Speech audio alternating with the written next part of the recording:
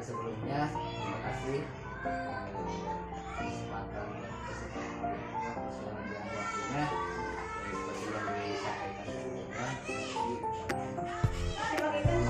Tugas saya sudah berat, harus melakukan observasi seperti klinis akademik kepada rekan guru di sekolah. Jadi dengan hal ini saya memilih ibu untuk melakukan supervisi akademik. Boleh. Jadi untuk menambah wawasan boleh. Ya kalau ibu bersedia, terima kasih. Siap di supervisi. Tapi sebelumnya perlu kita pahami bersama ibu, di dalam supervisi akademik ini ada beberapa tahapan yang harus dilalui. Jadi diantaranya yang pertama yaitu ada percakapan praobservasi. Jadi sebelum observasi itu ada percakapan dulu, kemudian nanti ada pelaksanaan observasi di kelas, dan yang ketiga nanti setelah observasi di kelas juga ada percakapan pasca observasi untuk melihat bagaimana pelaksanaan observasi di kelas. Jadi buat observasi di kelas kapan pelaksanaannya? Tergantung kesediaan ibu. Jadi untuk sekarang berarti hanya untuk percakapan praobservasi. Intinya mah percakapan untuk persiapan ibu untuk siap observasi di kelas. Mungkin untuk minggu depan aku hari Senin atau hari Selasanya boleh itu kan? Boleh. Tergantung kesediaan ibu. Langsung saja ya bu. Untuk percakapan praobservasi ini nanti ada beberapa pertanyaan yang ingin saya sampaikan kepada ibu. Jadi intinya ini untuk persiapan nanti. Nanti hal yang pertama yang ditanyakan itu kan mengajar di kelas 4 itu. Dalam kegiatan observasi nanti kira-kira tujuan pembelajaran apa yang dicapai? Makanya tadi saya udah nulis. Jadi tujuan pembelajarannya melalui kegiatan yang dipilih siswa dan menjelaskan hubungan dan pengaruh keadaan alam di sekitar kita dengan jenis pekerjaan atau mata pencaharian penduduk di lingkungan sekitar. Itu yang tujuan pembelajarannya. Jadi ibu menginginkan dalam kegiatan pembelajaran tersebut siswa sesuai dengan kegiatan yang dipilihnya bisa menjelaskan keadaan alam yang dihubungkan dengan pekerjaan atau mata pencaharian di sekitar masyarakat sekitar. Kira-kira strategi apa yang ingin ibu terapkan untuk mencapai tujuan tersebut? Kalau strateginya yaitu model discovery learning. Jadi siswa langsung untuk mendapatkan mendapatkan hasilnya dari penemuan mereka sendiri. Jadi siswa mencari sendiri. Ya. Jadi misalkan di sini banyak apa mata pencahariannya di sini teh? Telak. Ya. Kan di sini ada tempatnya, ada karyawannya, jadi siswa bisa langsung. Ya, apalagi kalau di sini kan ada orang tuanya, jadi siswa bisa langsung melihat caranya, cara membuatnya. Kemudian selain strategi yang digunakan, area pengembangannya apa yang ingin dicapai dari kegiatan pembelajaran ini? Kalau menurut saya, jadi pengembangannya menurut keaktifan siswa aja, jadi sesuai belajarnya berdasarkan kebutuhan mereka. Jadi tidak diada-adakan. Jadi meningkatkan aktivitasnya, terus kekreatifan mereka, jadi sesuai kebutuhan mereka. Ya betul. Ya, bagus. Intinya menciptakan budaya positif. Itu jadi tujuan dari apa yang dikembangkan tadi memang bagus, mengembangkan aktivitas, kreativitas juga, itu masih belajar juga. Iya, sesuai kebutuhannya. Ya, baik itu secara akademik ataupun akademik memang jadi hal penting untuk pertimbangkan. Nah, dan hal yang lain tadi Ibu mengatakan bahwa pencapaian apa yang dicapai siswa itu sesuai dengan kebutuhannya. Iya. Memang betul Bu. Jadi kita itu harus memandang bahwa siswa itu kan beragam Bu. Iya. Jadi jangan memandang Menyamakan karakter siswa. menyamaratakan karakter siswa ataupun kemampuan siswa. Jadi siswa itu kan beragam, baik itu secara kemampuan ataupun gaya belajarnya memang beragam. Iya.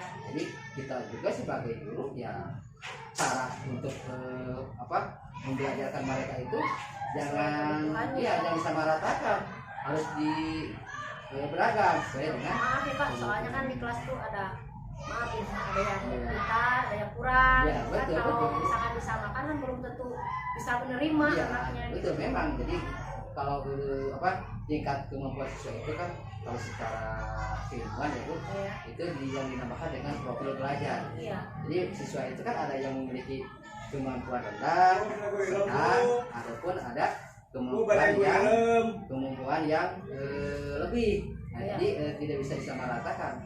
Itu disebut dengan profil belajar. Jadi cara menangani atau memberikan pelayanan juga harus beragam. Sesuai kebutuhan, sesuai minatnya. Kebutuhan, sesuai minat, sesuai gaya belajar.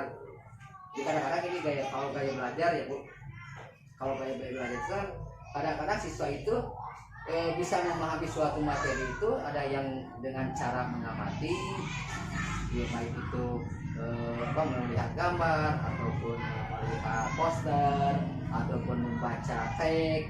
Tapi ada juga siswa yang kalau bisa mengertinya itu harus sambil mendengarkan audio visual, misalkan menonton video baru bisa paham mengerti. Atau ada juga yang harus melakukan tindakan itu. Jadi memang karakter gaya belajar siswa itu kita sepakat dengan yang disampaikan. Kemudian jadi kesimpulannya tadi yang pertama untuk tujuan pembelajarannya yaitu ini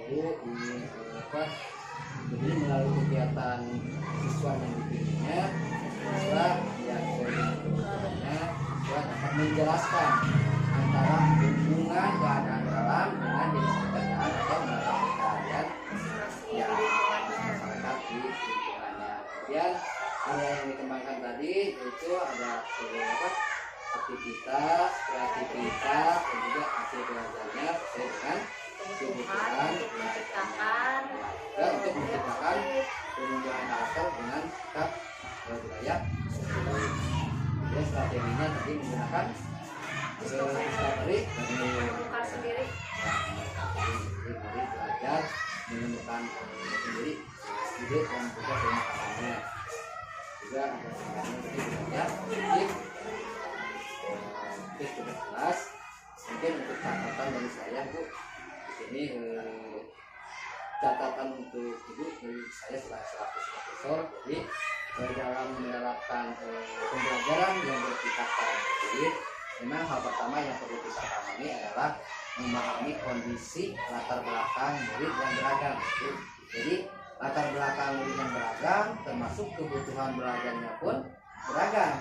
Nah, jadi kita sebagai guru harus paham dengan keberagaman murid tersebut sehingga kita bisa merespon dengan baik melalui pelayanan pembelajaran yang bisa memenuhi kebutuhan belajarnya, juga bisa mengembangkan karakter siswa seperti sikap positif melalui pembelajaran sosial emosional juga penerapan budaya positif di sekolah. Itu untuk catatan dari saya. Jadi kira-kira untuk pelaksanaan observasinya Ibu siapnya kapan? Kalau saya insya Allah minggu depan Senin atau Selasa ya Pak ya. Jadi ada waktu buat menyusun medianya. Karena kan hari Kamis ya Bu, pasti kalau hari Senin atau Selasa ya sekitar 4 hari ada waktu untuk mempersiapkan. Iya. Terus kalau begitu nanti untuk tindakan lanjutnya Ibu kita laksanakan melalui kegiatan observasi di kelas. Mungkin untuk kegiatan hari ini dalam percakapan transportasi cukupkan sekian ya Bu. Terima kasih untuk kesempatan dan juga waktu yang diberikan untuk kita saling mendapat pendapat. Saya juga mengucapkan terima kasihnya karena dengan adanya ini gitu ya, buat kompetensi anak, apalagi saya menambah wawasan gitu Pak. Memang tugas saya juga sebagai kakak selain untuk menggerakkan diri sendiri, salah satu tugas pokok yang harus menggerakkan orang-orang di lingkungan sekitar, termasuk rekan-rekan guru di sekolah ini, termasuk ibu. Mungkin itu yang bisa saya sampaikan. Terima kasih sekali untuk kegiatan ini. Itu saja. Assalamualaikum warahmatullahi wabarakatuh.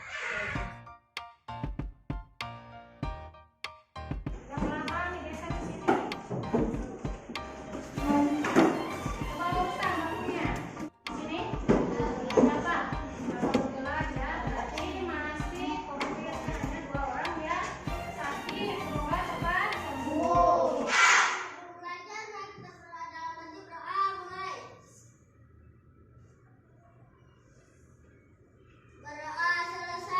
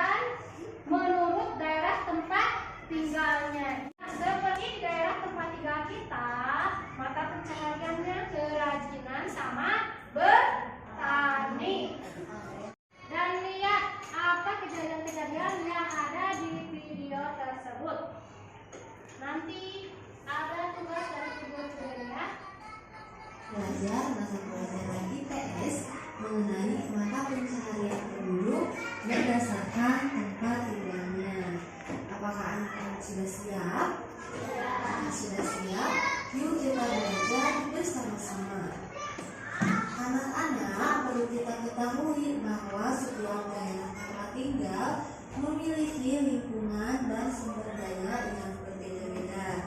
Hal itu dapat mempengaruhi mata pencaharian atau jenis pekerjaan yang dilakukan oleh penduduk yang tinggal di daerah tersebut. Nah, jadi karena lingkungan setiap daerah berbeda-beda, maka mata pencaharian pun berbeda-beda. Mata pencaharian adalah salah satu kegiatan dasar dalam kehidupan sehari-hari guna mendapatkan penghasilan. Mata pencaharian penduduk berdasarkan keadaan fisik lingkungan dapat dibedakan sebagai berikut, yaitu daerah dataran tinggi, dataran rendah, pegunungan, dan sekitar pantai. Kali ini ya, sampai jumpa di pembelajaran selanjutnya. Wassalamualaikum. Kalian tentunya mengamati video dari awal sampai akhir. Coba setelah mengamati apa yang ada dalam video ini. Coba tentang macam-macam pekerjaan ada apa aja? Ada petani, karyawan, rajin, terus industri. Coba yang petani umumnya di mana? Di pedesaan, ya. Kalau di daerah pantai tadi sudah diceritakan apa? Terus peternakan, ya, ikan hasil. Yang di daerah perkotaan seperti supir taksi yang ada di gambar ini tadi, yang ada di video ini, industri-industri, ya, karyawan industri. Seperti di daerah Celuk, sana di kota, ya, udah termasuk kota. Di sini juga dari Jalan Cagak sampai Jalan Cicalengka sudah penuh dengan industri. Siapa yang rumahnya dekat industri pabrik-pabrik di sini? Ada. Berarti daerah ini tempat tinggal kalian berarti hanya petani dan perajin. Baik. Nah, di sini ada materi inti. Coba.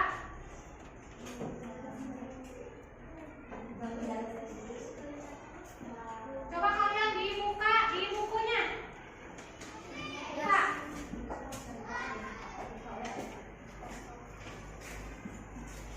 Buka bukunya. Halaman 23, ya.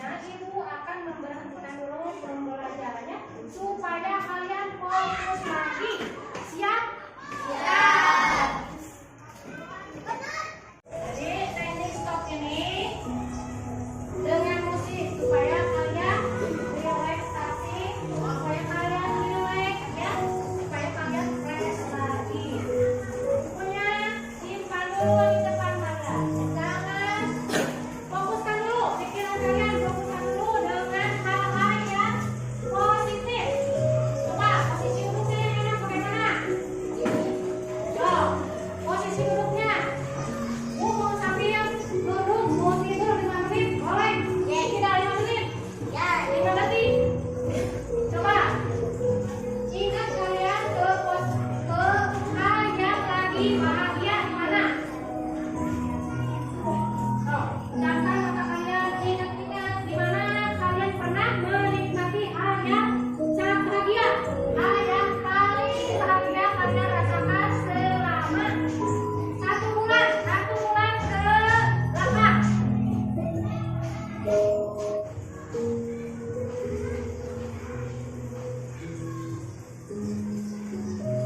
Coba angkat kepalanya.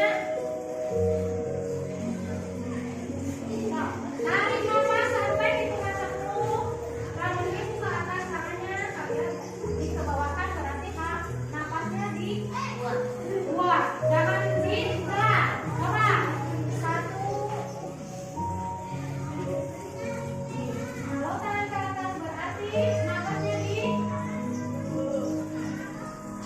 tarik lagi. Tarik. Coba. Tarik lagi nafasnya ke atas. Wah, yang sebelah sini 2 kali lagi. Tarik nafasnya ke belakang. Jangan terpaksa. Tarik lagi nafasnya. Semuanya. Coba. Setelah pemberhentian pembelajaran atau dengan stop, ya, yang pada stop, apa yang kalian rasakan? Relax. Siapa yang bisa? Rasakan? Relax, tenang, kalian karena mengingat kebahagiaan di sasaran ke belakang yang masih tenang. Kalau sudah tenang, sudah relax, berarti siap untuk belajar. Oke. Untuk selanjutnya, kita akan memulai pembelajaran lagi setelah kalian relax, tenang. Pembelajaran yang akan disampaikan akan terserap dengan baik, ya. Silakan kalian bentuk satu kelompok. Dari satu kelompok itu 3 orang dari daerah yang menurut kalian tempat tinggalnya paling dekat, ya. Coba silakan cari tempatnya. Ini jauh lah.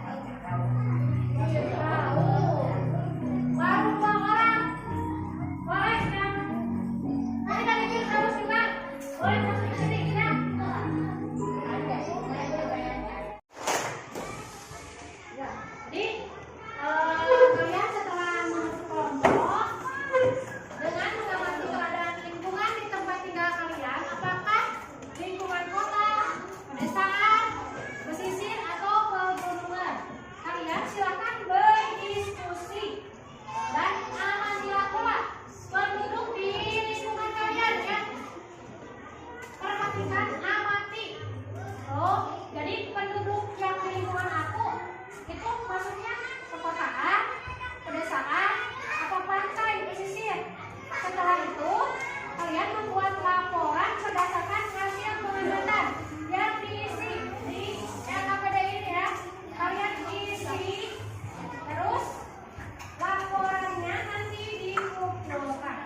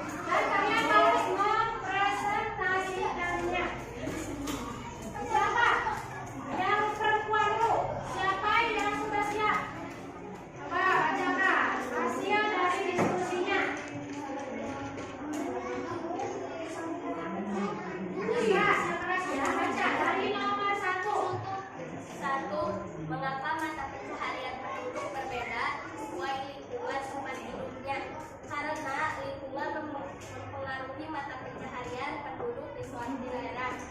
2.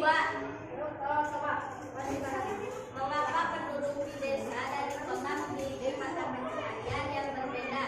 Karena lingkungan yang mempengaruhi mata pencaharian dan lingkungan di desa dan di kota berbeda. 3. Apa perbedaan petani di daerah dataran rendah dan petani di daerah dataran tinggi? Petani di dataran rendah menanam padi dan palawija, sementara petani di dataran tinggi menanam sayuran seperti kol,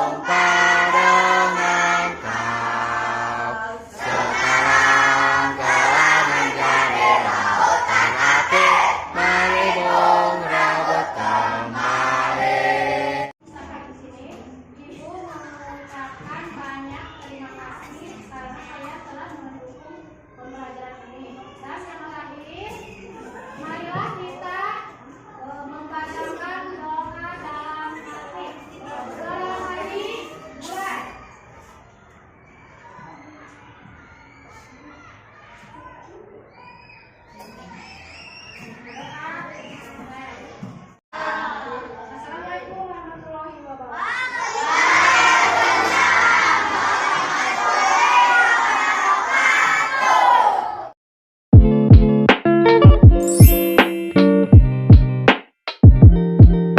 Baiklah, selamat siang Bu Lis. Selamat siang Pak.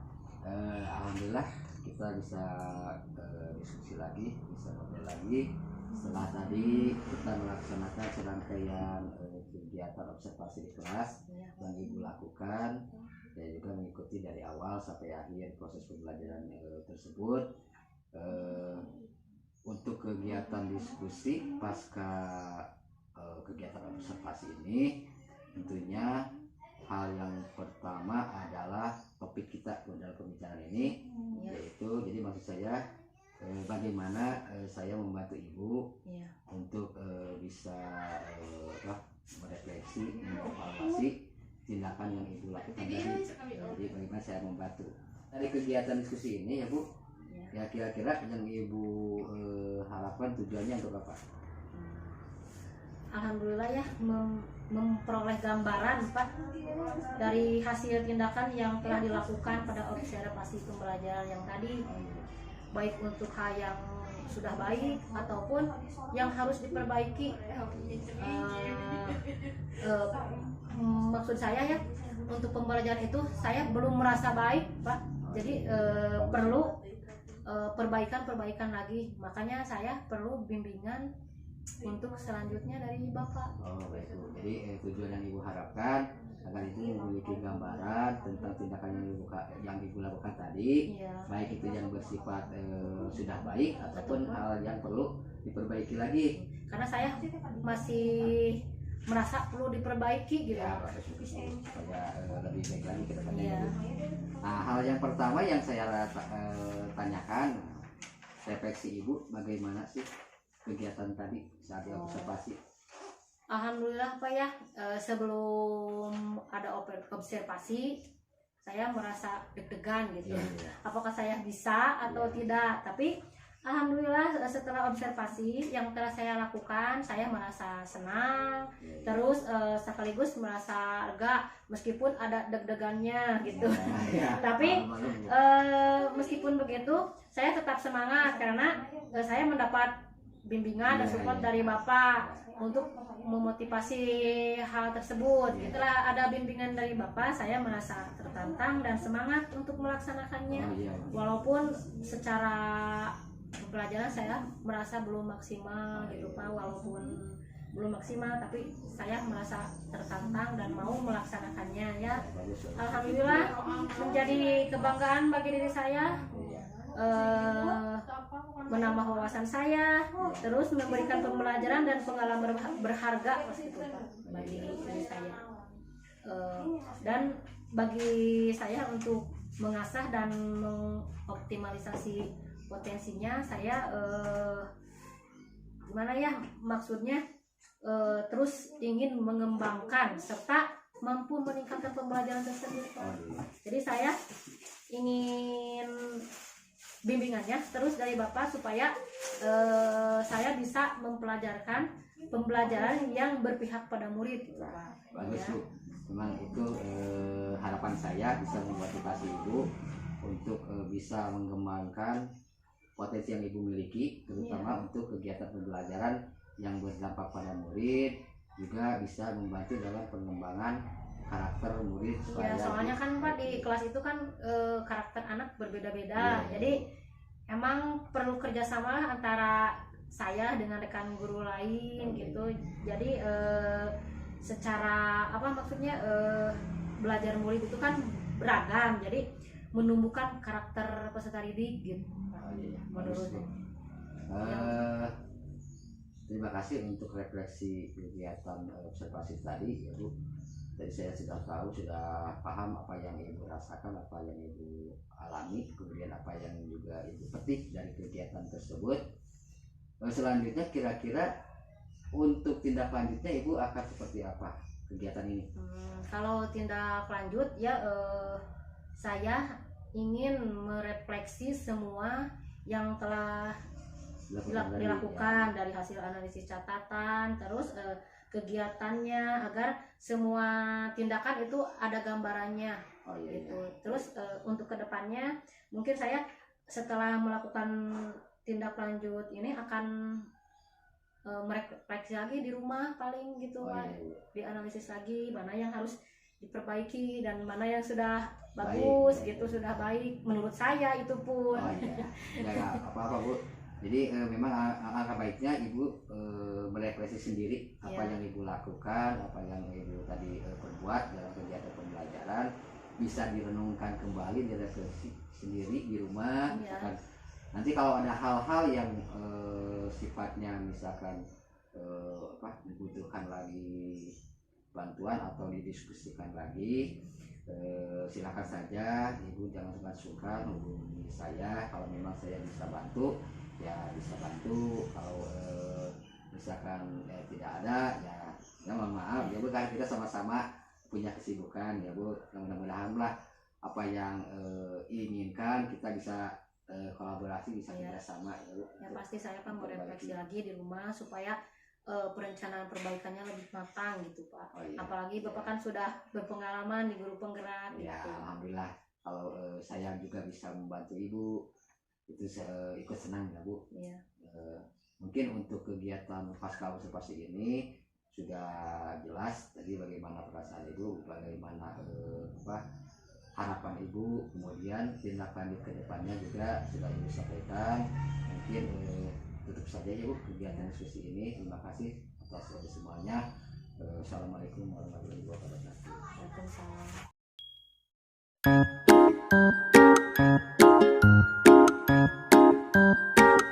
Siang Pak. Baik, selamat siang Bu. Baik. Ini Pak, Bapak apakah saat ini ada waktu senggang buat ngobrol? Boleh diskusi lagi. Boleh Bu. Ini kan saya acara anak lagi boleh cerita apa yang mau Ibu ceritakan, mudah-mudahan saya bisa bantu. Ya, gini Pak, saya mau bercerita tentang apa yang saya rasakan setelah merefleksi pembelajaran yang telah saya lakukan kemarin. Baik Bu, boleh. Apa yang Ibu mau ceritakan, mudah-mudahan saya bisa bantu ya Bu.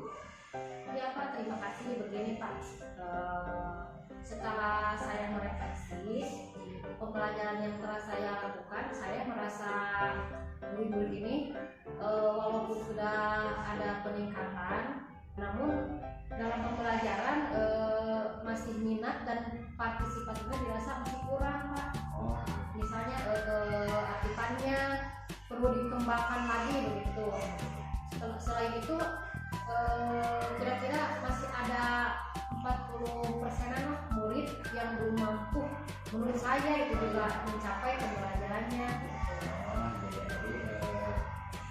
Setelah tadi bicara masalahnya, jadi dalam diskusi ini menurut Ibu apa yang diharapkan dari kegiatan diskusi ini?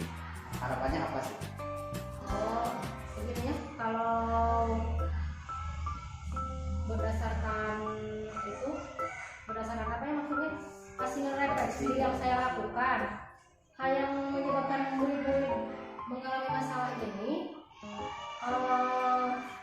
menurut saya dalam pencapaian prosesnya Pak, belajarnya yang pertama pembelajaran yang dilakukan kurang menarik minatnya, terutama dalam motivasi belajarnya. Yang kedua kurang memberikan kesempatan yang mendorong murid untuk belajar aktif, kreatif, dan memunculkan ide-ide yang mereka punya. Jadi yang ide yang kreatif yang sesuai bakatnya gitu Pak, minatnya. Terus ada lagi Pak yang ketiga menurut saya pas pemberian nilai itu lembar kerja LKPD Pak.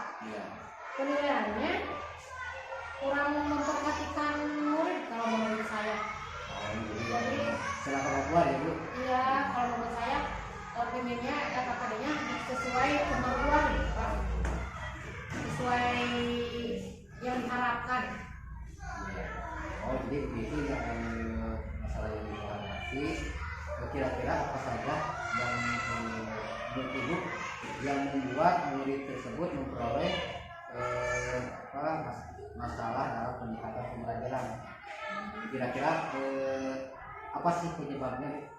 Kalau menurut saya murid-muridnya pasti menginginkan pembelajaran yang menyenangkan, di mana-mana juga pembelajaran sedikit, menyenangkan, menarik sesuai minatnya, ada ruang untuk pengembangan diri, apalagi kan anak-anak SD ya, kreatifnya serta memperoleh pilihannya sesuai minat belajarnya, Pak, kan masih bermain. Dan memang betul Bu, jadi saya setuju dengan apa yang dikatakan. Memang hal tersebut memang harus diperhatikan ya Bu. Lalu menurut Ibu apa saja sih yang bisa dilakukan agar bisa membuat murid-murid memperoleh peningkatan dalam belajar? Yang dapat Ibu lakukan kira-kira? Kalau menurut saya pembelajarannya harus berusaha berpusat pada murid, itu berdasarkan kebutuhannya, ada ruang pemberian kesempatan bagi murid, terus proses pembelajarannya berperan aktif Pak, mendorong ide kreatifnya murid itu sendiri gitu. Jadi bukan dari gurunya tapi ide dari muridnya. Lalu mengenai tugas yang diberikan ibu kepada murid-murid, apakah penyebabnya sehingga murid tersebut istilahnya tidak mencapai hasil pembelajaran secara optimal? Kalau dalam pemberian tugas gimana? Kalau menurut saya mungkin di dalam tugas LKPD-nya terlalu tidak memperhatikan, maksudnya Pak, kurang memperhatikan kemampuan murid, minat muridnya.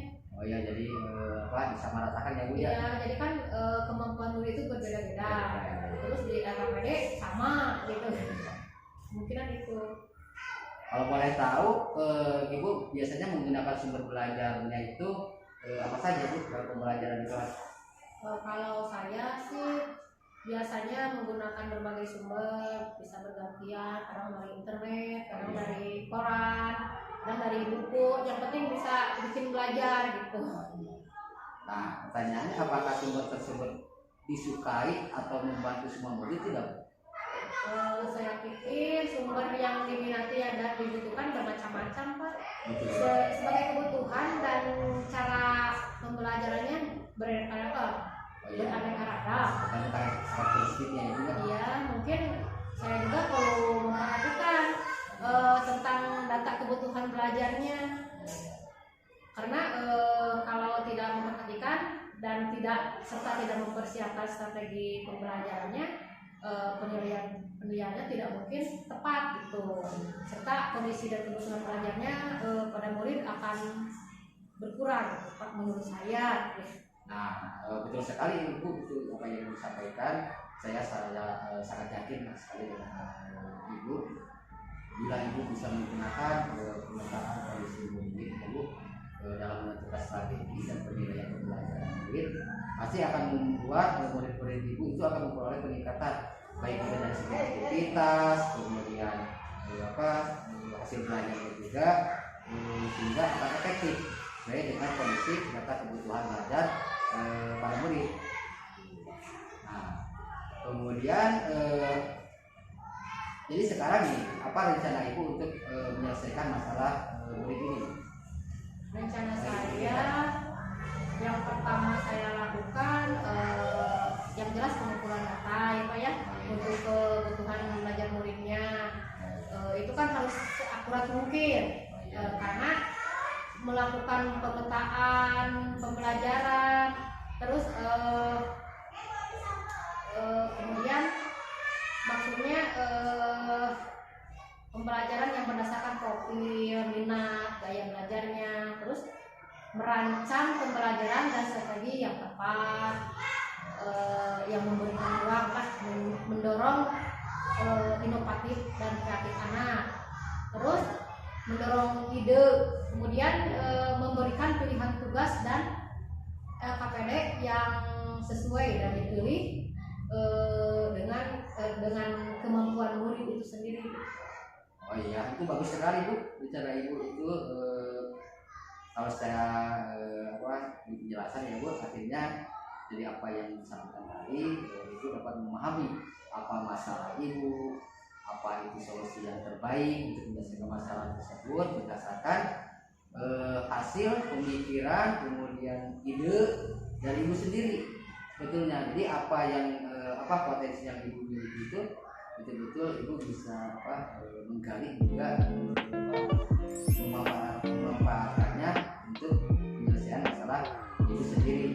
Jadi saya merasa senang karena Ibu bisa memahami masalah tersebut kemudian bisa tahu cara menyelesaikan secara mandiri ya berdasarkan pemikiran Ibu sendiri. Nah, kemudian tadi sudah sampaikan jadi saya merasa senang karena Ibu mampu mengarahkan Ibu lah untuk menyelesaikan masalah yang Ibu hadapi secara mandiri.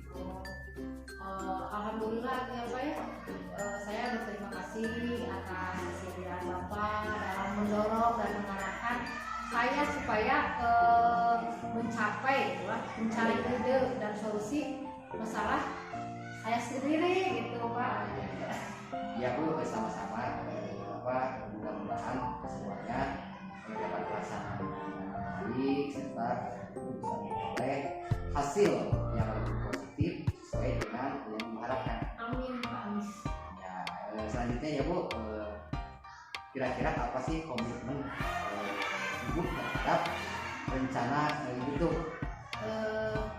Komitmennya begini ya Pak, saya berkomitmen untuk melakukan persiapan dalam membuat rencana pembelajaran yang berpihak pada murid berdasarkan hasil pemetaan kebutuhan murid, terus penggunaan strategi yang tepat, penilaian yang tepat sesuai kondisi murid, menciptakan lingkungan belajar yang memberi ruang, terus memberikan kesempatan murid itu mengeksplorasi bakat serta minatnya, apalagi kalau misalkan misalnya mempersiapkan ragam itu maksudnya ragam konten untuk murid, kegiatan yang menarik, kreatif, inovatif, serta membuat alat penilaian atau lembar kerja yang dapat disediakan gitu Pak, yang dapat disediakan pilihannya gitu, kemampuannya untuk membantu pencapaian hasil belajar murid. Wow, kalau saya ya Bu itu top banget ya Bu. Iya tapi kalau saya berpikirnya itu pemikiran Ibu itu sebetulnya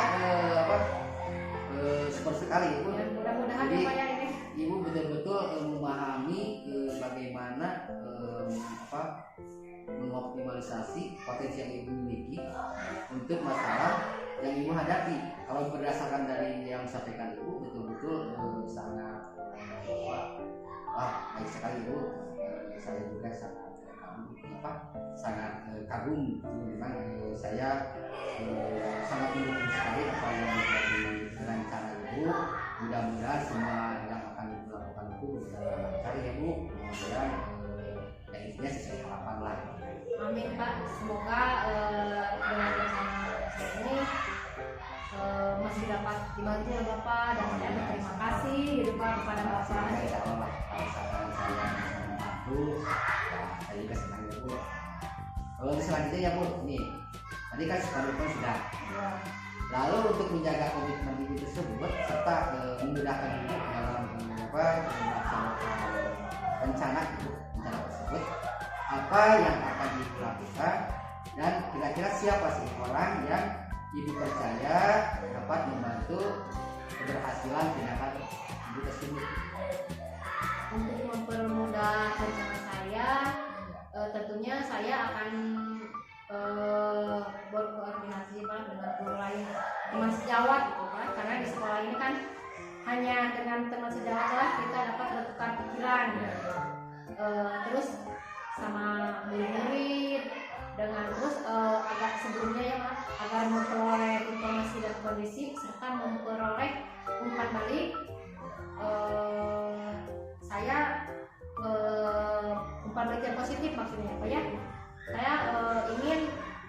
sekali gitu Pak, ingin sekali rencana saya ini bermanfaat Pak. Selain itu dalam mempersiapkan negara kita bisa menjalin kerjasama dengan yang lainnya, dengan operator sekolah sampai sekolah dan bahkan kepala sekolah juga gitu. Memang langkah baiknya semua komunitas yang ada di sekolah ya Bu dapat dikolaborasikan ya Bu, terutama dalam masalah murid. Memang ini masalah tanggung jawab bersama, jadi perlu keterlibatan dari pihak lain, baik itu dengan guru, kepala sekolah ataupun Tidak bisa berdiri sendiri ya Pak ya. ataupun tenaga ahli, misalkan seperti operator kalau memang dibutuhkan bantuan satu halnya dalam kegiatan media pendidikan, mungkin sedikit bisa membantu lah. Betul Bu apa yang disampaikan, saya sangat sependapat sekali karena ini diskusi sudah memperoleh hasil maka sebelum kita mengakhiri saya ucapkan terima kasih dan selamat ya Bu kepada Ibu atas pencapaian hasil diskusi ini. Saya sangat mendukung, kemudian semoga rencana Ibu dalam melaksanakan kegiatan tersebut dapat dilakukan dengan penuh semangat ya Bu. Juga harapannya bisa agar Ibu bisa memberikan pelayanan kepada murid yang semaksimal mungkin ya Bu. Terima kasih Pak, saya juga berterima kasih pada Bapak karena telah menemani saya untuk bukan berdiskusi lah, ngobrol gitu ya Pak ya, ngobrol yang berbagi pengalaman gitu, yang mudah-mudahan kita semua bisa menjadi guru yang selalu diharapkan oleh murid Pak. Amin Bu, sama-sama. Mungkin terima kasih ya Bu sekali lagi. Saya akhiri saja kalau diskusi ini sudah selesai. Sekali lagi selamat mencoba melakukan tindakan tersebut ya.